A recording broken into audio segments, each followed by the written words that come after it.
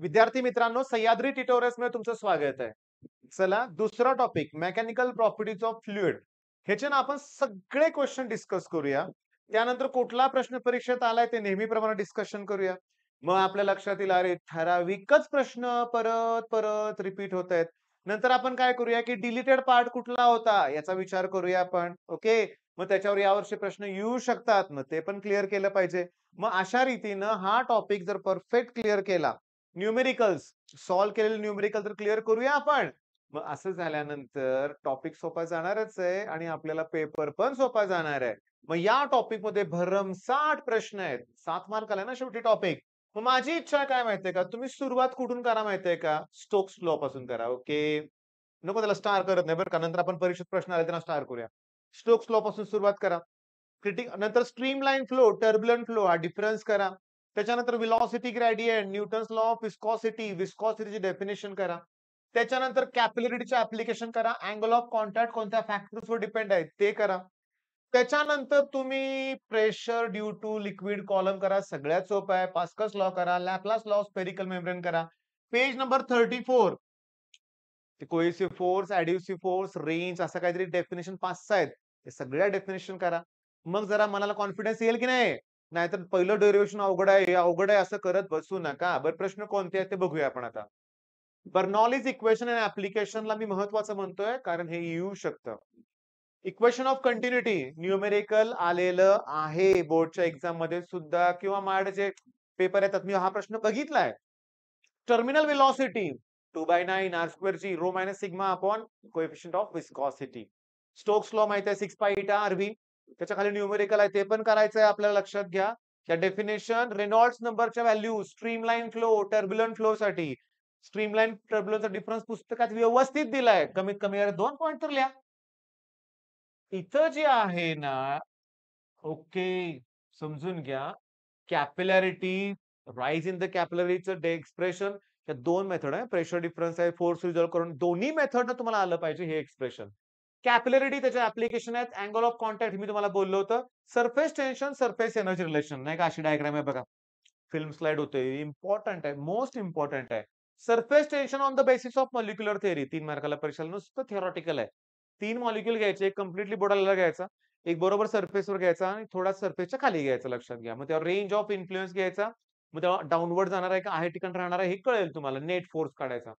मग हे सगळं प्रश्न properties of ideal fluid. Okay. एक काम करूया का रे, बोर्डचे पेपर तर अनालिसिस करूया. पण त्याचबरोबर माझ्याकडे जे दुसऱ्या कॉलेजमधले पेपर आहेत की नाही, ओके, माझ्याकडे एक पेपर आहे त्याचं अनालिसिस करूया. पण पेपर अनालिसिस करत असताना तुम्ही आता गेले 4-5 दिवस जवळ-जवळ 5 ते 6,000 नवीन मुलं जॉइन झालेली आहेत बरं का. सबस्क्राईब सगळ्यांनी केलेलं नाहीये अजून. इथं कळतंय सगळं मला लक्षात घ्या. म्हणजे तुम्ही व्हिडिओ बघताय, तुम्हाला आवडतंय, तुम्ही लाइक सुद्धा करताय, पण सबस्क्राईब करायला विसरताय. हा व्हिडिओ बघितल्यानंतर मला असं वाटतंय, एकदम 5-6 हजार सुद्धा सबस्क्रायबर वाढतील, जर तुम्ही ठरवलं की नाही बाबा सबस्क्राईब करायचंय. पण काय वाया जाणार नाहीये. आपण तुम्हाला चांगलाच कंटेंट प्रोव्हाईड करतोय. बरं पहिला आहे. ओके, पहिला नाही. सगळेच कुठे वाचून दाखवायचे आपल्याला, पण या टॉपिक मधलं बघूया आपण. सायक्लोट्रॉन यातलं नाहीये, पॉवर फॅक्टर यातलं नाहीये, रिझॉल्व्हिंग पॉवर ऑफ अ टेलिस्कोप. बघा हे सगळे फॉर्म्युले तुम्हाला करायचे बरं का. Liquid rises in a capillary tube. Okay, he rise ह्या फॉर्म्युलावरती क्वेश्चन आहे. एमसीक्यू. त्याच्यानंतर 1 मार्काला आलाय बरं का. आता दुसरं आहे बर्नॉलीज इक्वेशन. ओके, याच्यावरती एमसीक्यू आहे. इथं नेमकं कन्झर्वेशन कशाचं होतंय शोधून बघा. त्याच्यानंतर मी तुम्हाला सांगतो 2 प्रश्न झाले लक्षात घ्या. Expression, postulate, fundamental frequency, shunt, isobaric, isochoric process यातलं नाहीये ते मला माहिती आहे. स्पीड ऑफ वॉटर, बर्नॉलीज आणि बर्नॉलीजचे ॲप्लिकेशन. बर्नॉलीज पहिल्यांदा करायचं. कंटिन्युटी इक्वेशन करायचं. त्याच्या पाठीमागे ॲप्लिकेशन मध्ये न्यूमेरिकल छोटे-छोटे आहेत. V equals to √2gh formula बऱ्याच ठिकाणी आहे. सिंपल आहे बरं का भावना लक्षात घ्या. सिरियसली सिंपल आहे. करायचं ते सगळं. म्हणजे जो 3 मार्क झाले तर रॅलीज क्रायटेरिया नाहीये. Okay. Rayleigh's criteria for minimum resolution, explain ferromagnetism यातलं नाहीये. Vibrating string, phasor, torque, transformer, capillary rise. Okay. एकाच हे जरा मग काय होतंय बोर्डचा पेपर असा नसतो बरं का लक्षात घ्या. कॉलेज बेस्ट आहे. पण ह्याच्यावरती एमसीक्यू आणि त्याच्यावरतीच न्यूमेरिकल, त्याच्यावरतीच थेअरी क्वेश्चन विचारलंय, हे काय योग्य नाही. ओके. चला अजून एक पेपर बघूया आपण, दुसऱ्या कॉलेजचा बघूया आपण. ओके. हां. वेगळाच पेपरला चेक केलं वेगळा तर पेपर आहे की नाही. पेपर वेगळा आहे. एमसीक्यू मध्ये सोनोमीटर नाही याच्यातलं. पीव्ही डायग्राम यातलं नाहीये. ओके. करंट यातलं नाहीये. Conductor, body, liquid rises to a height in a capillary. परत कॅपिलरीज. कॉलेज वेगळं आहे, पण पुन्हा कॅपिलरीज विचारतायत. ओके. जरा डाऊट येतोय ना? इथं वायसीचा पेपर जर आपल्याला मिळाला तर आयडियल बरं का, परत लक्षात घ्या. ओके. त्याच्यानंतर शो ग्राफिकली स्पेक्ट्रम यातलं नाहीये. Mechanical, thermal, equilibrium, refraction, diamagnetic, ferromagnetic, self induction जाणून बुजून वाचून दाखवतोय. सगळे प्रश्न दिलेत आपण. Inductive reactance, capacitive reactance. Okay. त्याच्यानंतर compare the work done in okay. Relation between surface tension आणि सरफेस एनर्जी आहे ना भावनो. सरफेस एनर्जी म्हणजेच वर्क डन. तो वर्क डन करण्यासाठी सरफेस टेन्शनला चेंज इन एरियानं मल्टिप्लाय करायचं असतं. T into delta F. हे विचारलंय. Newton's law of viscosity. म्हणजे आता आपल्याला कळालंय काहीही वेगळं येत नाही. ओके. आपण काय करूया की फेब्रुवारी 2022 आणि मार्च 2022. ओके. नको रे, त्याला डिलीटेड पार्ट होता भरपूर बरं का. आपण जुलैचेच पेपर सुरुवातीला अनालिसिस करूया. माझ्याकडे जुलैचे पण पेपर आहेत. ते आपण अनालिसिस करू. म्हणजे 2023 चे पेपर आहेत. Property circular. Okay. Angle of contact.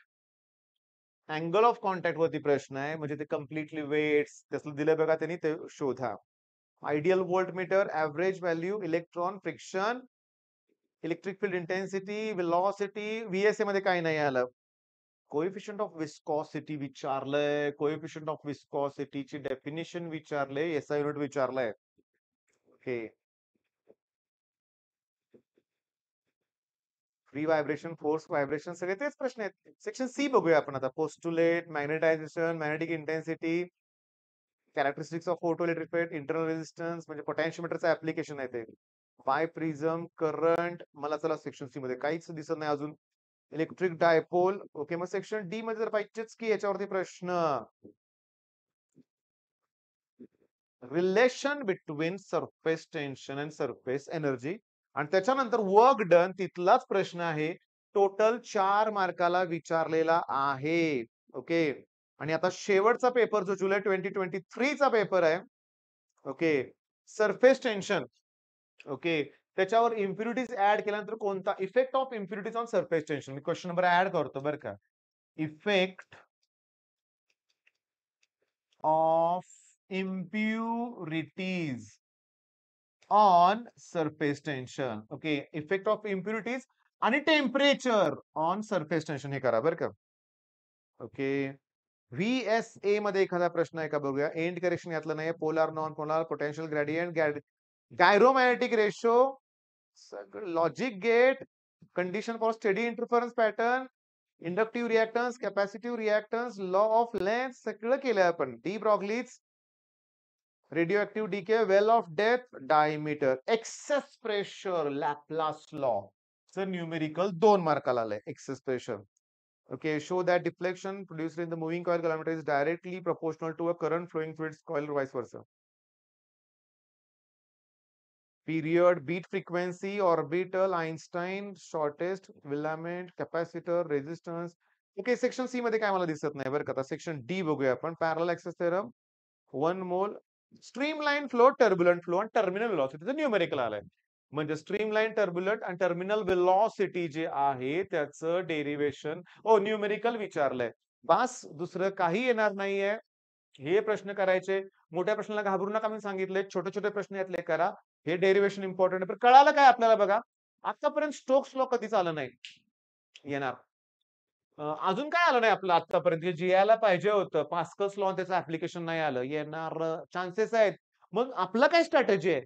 जे आलेत प्रश्न, स्टार केलेले प्रश्न एक्झाम मध्ये आलेत ते तर करायचेच. मग उरलेल्यामध्ये पण इम्पॉर्टंट आहे लक्षात ठेवायचं, ते सुद्धा करायचं. हे 100% फुल प्रूफ प्लॅन आहे. यात कष्ट आहेत बरं का, लक्षात घ्या. तुम्ही माझ्याकडून प्लीज अशी अपेक्षा करू नका की जर 10च प्रश्न द्या, त्यातले 8 आले पाहिजेत परीक्षेत. शक्य आहे का? बिलकुल नाहीये. आणि सांगतो तुम्हाला लक्षात घ्या. की कुणी नाहीये असा व्यक्ती, की म्हणेल आता तुम्हाला सांगू का, मी एक व्हिडिओ बघितला Instagramवर. ते सर काय सांगत होते माहिती का? डिप्लोमाचं चाललं होतं बरं का, लक्षात घ्या. आपलं 11th-12thचं नाहीये. ते म्हणले, की मी पेपर काढला होता गेस पेपर आणि त्यातले 97 मार्काचे प्रश्न आले. अरे! म्हणजे सरांनी एक पेपर काढला, ओके. मुलांनी तो केला आणि त्यातले प्रश्न आहेत तसे आले होते. अरे शक्य नाही रे. ती कन्सेप्ट असेल, त्याच्यावर आधारित दुसरा प्रश्न येऊ शकतो. हे आहे तसं येणं कठीण आहे. मग आपला प्लॅन काय? सगळं परफेक्ट करूया. मग विचारा कुठलाही प्रश्न आम्ही करतो. हा आपला ॲटिट्यूड आहे लक्षात घ्या. ॲटिट्यूड शब्द बरोबर आहे का चुकला कुणास ठाऊक. ठीक आहे, ठीक आहे. चला हे आपल्याला करायचं आहे. हे आपल्या जिद्दीनं आपण करणार आहे. ओके. मग रोटेशनल डायनामिक्स झालं. हे झालं. ओके. त्याच्यानंतर तुम्हाला बहुतेक सुपरपोजिशन ऑफ वेव्हचे पण आय-एम-पी क्वेशन्स मी दिलेले आहेत. स्ट्रक्चर ऑफ एटम, न्यूक्लिया ह्याचे पण दिलेले आहेत लक्षात घ्या. 4 टॉपिक झाले. लगोलग उरलेले टॉपिक पण मी देणारच आहे. All the best.